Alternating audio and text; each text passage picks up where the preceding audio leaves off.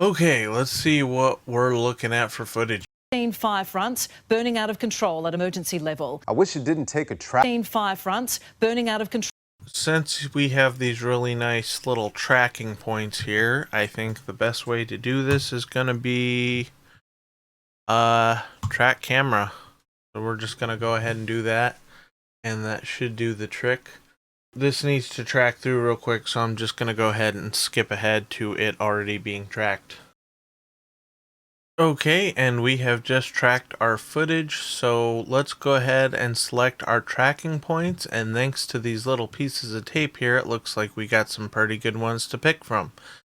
Now, you can of course always just hover over and try and find the tracking points you want, but we know what tracking points we want. So we're going to go ahead and click down and just drag our mouse around the points we want, and boom, there we go. That'll do nicely. So I'm going to go ahead and right click, and I'm going to go create solid and camera. Boom. So let's go ahead and select the solid, press S on our keyboard, and scale up, make this a little bigger.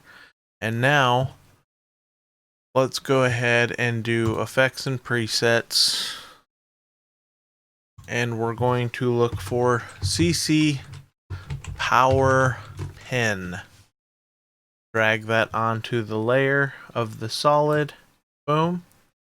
And now we can drag these little points where we want them to be.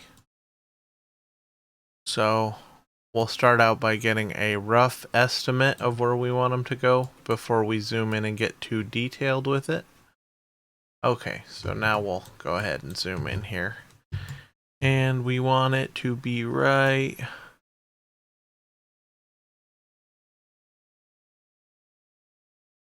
there. Do do do do do do do do do. Do do do do do do do do do do do do.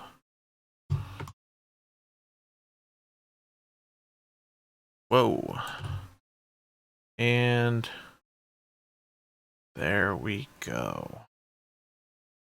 And if we lined all those right, then let's go back to fit and take a look at this. Fire fronts burning out of control at emergency level. I wish it didn't take a track. Fire fronts burning out of control at emergency level. I wish. So now the question is how do we get our footage in place of that solid? Well, here's what we do. We're going to go ahead and select this layer. We're going to right click, and we're going to hit pre-compose.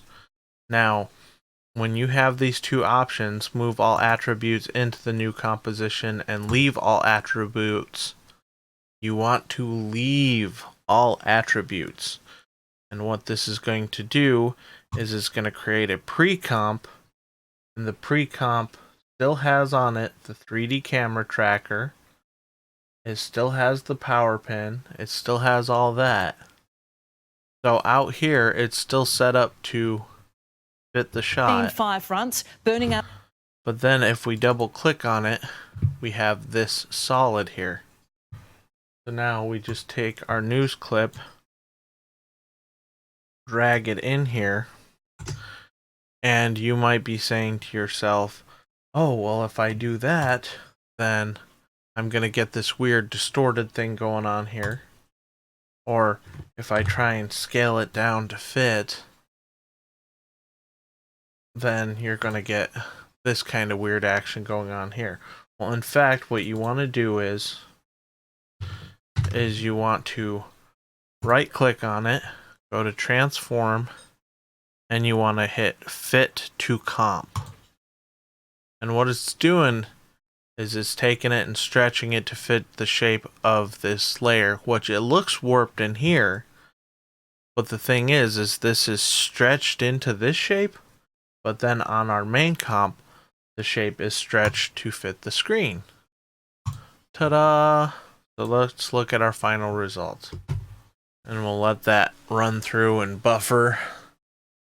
But as you can see, it follows because even though it distorts inside the pre-comp, it distorts back to normal outside of the pre-comp. So hopefully that all made sense. It's pretty late. I'm pretty tired. I'm pretty out of it, so I don't know if I just kind of rambled through this one.